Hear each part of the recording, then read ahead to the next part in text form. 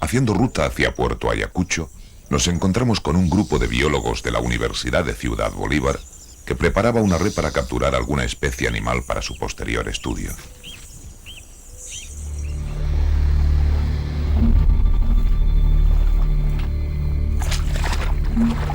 La sorpresa fue mayúscula cuando vimos que no se trataba precisamente de peces. Docenas de caimanes, o también llamados babas, se agitaban en la red y la destrozaban con sus fauces.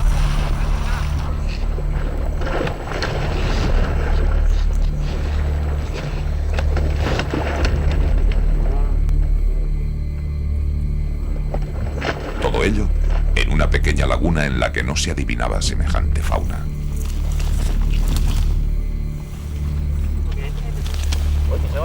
Finalmente, se captura un espécimen para su estudio, pudiendo así tener un control del ecosistema de la zona. Fuerte, amigo, fuerte. Bien fuerte.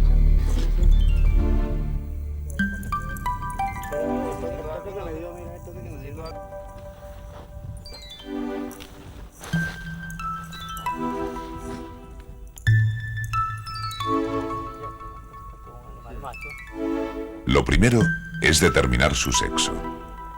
Se trata de un macho. Cabeza cloaca mayor de los 90 centímetros de la punta del hocico hasta la... Después se pesa.